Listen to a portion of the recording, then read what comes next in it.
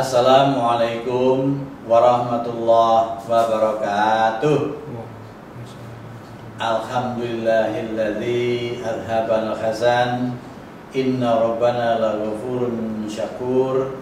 Asyhadu an la ilaha illallah wa asyhadu anna Muhammadar Rasulullah sallallahu alaihi wasallam wa ala alihi wa ashabihi. Amma ba'd. Para generasi muda dan generasi penerus yang saya cintai dan sekaligus saya banggakan. Setiap bulan November, tepatnya tanggal 10, kita memperingati Hari Pahlawan. Secara historis kita tahu di Surabaya saat itu pertempuran sengit antara arek-arek Surabaya melawan penjajah dan di backing oleh sekutu. Pada saat kita di sekolah dasar, barangkali bayangan kita melihat 10 November itu pertempuran heroik, gagah berani, kemudian ya pertempuran yang hebat, kelas senjata dan sebagainya. Tidak salah. Tapi saya juga sempat bertanya pada pelaku sejarah, yaitu Bapak Gatotkusumo. Kata teman-teman pergerakan mengenal dia sebagai Papa. Beliau adalah sutradara film Surabaya 45. Beliau adalah wakil komandan Trip Tentara Republik Indonesia Pelajar, Mas Isman. Itu komandannya. Bapaknya Hayon Asman yang pernah jadi menteri. Nah, Pak Gatot ini wakilnya, wakil komandan Trip. Saya tanya, Pak, apa benar tahun 45 itu yang digambarkan gagah berani ketawa? Kenapa Pak ketawa? Aku nek eling tahun 45 itu geli. Loh, kenapa geli Pak? Pada saat itu kita ini masih SMP, celana pendek, dan ada banyak hal yang menggelikan. Contoh, sekolah saya itu di Sin Louis, Jalan Darmo itu. Ada tiang-tiang listrik itu dipukuli, ternyata mulai dari Perak sampai Raja Wali sampai dengan Gemblongan itu, Tunjungan, Jalan Pemuda, terus sampai ke Putran. Itu gantian, siap, nikah mendarat, siap, sekutu mendarat, sampai Wonokromo. Kira-kira itu 14 kilo. Dan ternyata tunggu sehari, 2 hari nggak ada apa-apa. Setelah ditelusuri, ada pemuda iseng dari daerah Embong Malang situ yang memukul itu. Jadi konyol kan? Orang udah siap-siap mau tempur, ternyata hanya pemuda iseng. Yang kedua, beliau bertuju sama temannya. Dari 7 orang itu 1 yang bawa senjata. Senjatanya LE lagi. Diisi 1 dor, isi lagi dor gitu. Dimulai dari Pancara Keling, dari sebelah utaranya Universitas Erlangga sekarang.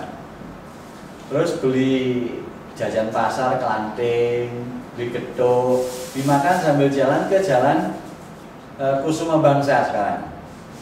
Nah, tepat di sekolah SMA 5, SMA 9, SMA 2, 1 itu satu komplek itu. Itu markasnya Belanda. Nah, anak-anak yang masih SMP itu di seberang jalan Kusuma Bangsa. Jadi temannya jongkok, terus dia naik ke pundak temannya gitu, nembak, duor. Ganti orangnya nembak, ganti. Temannya 1 lagi, ganti, diisi plek-plek gitu. Loh, ayo cepetan. Loh, kok ada darah netes? Loh, dilihat ini, loh, baduke bolong.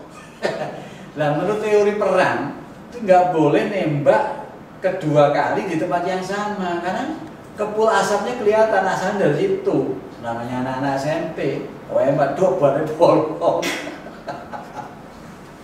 Gila. Yang ketiga, waktu di Ketintang, wah, pertahanan di sana. Kemudian ada ibu-ibu pedesaan tuh ngirim makanan bungkusan tuh. Makanannya apa? Sego jagung, apok, lauknya apa? Tempe. Nah, teman-teman tuh ada yang anaknya orang kaya nggak doyan tempe. Jadi tempe ini dilempar ke udara, terlempar, dua. Ya itu kan konyol itu.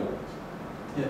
Kemudian yang berikutnya, yang lebih konyol lagi, dari bertujuh itu sahabat itu, satu yang ahli sholat, diledek teman-temannya, loh ya, sing ahli sholat tadi saya Gusti Allah gitu, mati dising ya, tetanonai, mati duluan, akhirnya nggak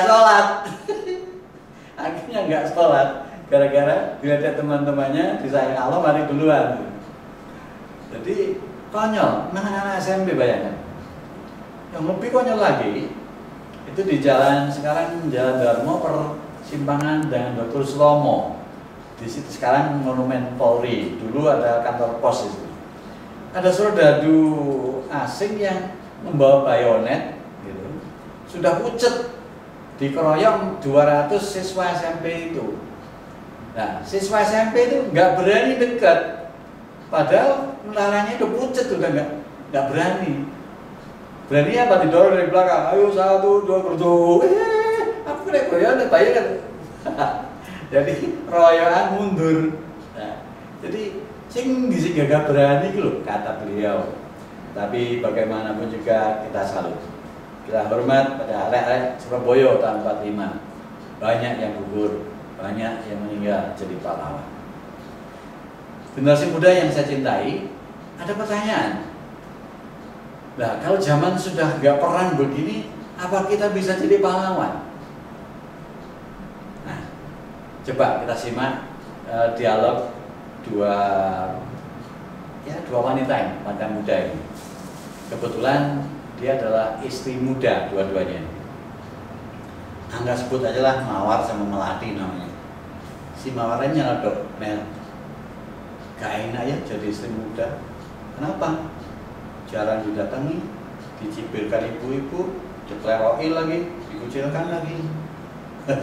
Apa kamu lupa kata-kata mutiara Bung Karno? Yang mana? Bung Karno mengatakan, aku sepotong kayu nggak berharga, dilemparkan ke api perjuangan, hancur jadi debu, rela. Selama api itu tambah besar karena pengorbanan kayu yang nggak berharga itu. Nah, kita sama dengan itu. Gimana? Kita ini sepotong kayu yang nggak berharga, dilemparkan ke perjuangan agama Allah, perjuangan tapi syariat Allah, Rasul, dan ijtihad yang tidak bermaksiat, ijtihad yang bermusyawarah, peraturan agama. Kita hancur, rela jadi debu, rela diganti ridhonya Allah dan surganya Allah. Terus si Mawar tanya, kok nggak nyambung gitu sih? Apa hubungannya dengan pahlawan? Loh, kamu tuh gimana sih? Kita ini berkorban. Jadi para ibu, istri pertama, istri kedua, atau suaminya wayu atau poligami, itu berkorban. Berkorban apa? Oh, supaya syariat Allah, Rasul, dan peraturan agama bisa jalan. Dan kita menyelamatkan keimanan suami-suami kita menghadapi cobaan akhir zaman, kerusakan akhir zaman ini, di mana kita tahu namanya perzinahan, perselingkuhan, apapun namanya, free love, free sex, merajalela. Nah, kita ini menyelamatkan itu. Kita menghidup-hidupkan peraturan Allah Rasul dan menyelamatkan suami kita. Kita dapat pahala nggak? Pastinya dapat. Nah, kalau kita dapat pahala, namanya apa? Pahlawan.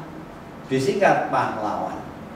Jadi diakui atau tidak, diberi tanda jasa atau tidak, kita ini dapat pahala, memperjuangkan agama Allah dan mempertahankan keimanan suami-suami kita.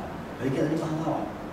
Nah, Generasi muda dan generus yang kami cintai, tentu ada pro dan kontra. Ini inti dari cinta ini adalah kita pun bisa jadi pahlawan di masa damai ini dengan berbuat kebajikan, berbuat kebaikan sesuai perintah Allah Rasul, kita pun dapat pahala. Semoga Allah memberi manfaat dan barokah. Selamat memperingati Hari Pahlawan. Assalamualaikum warahmatullahi wabarakatuh.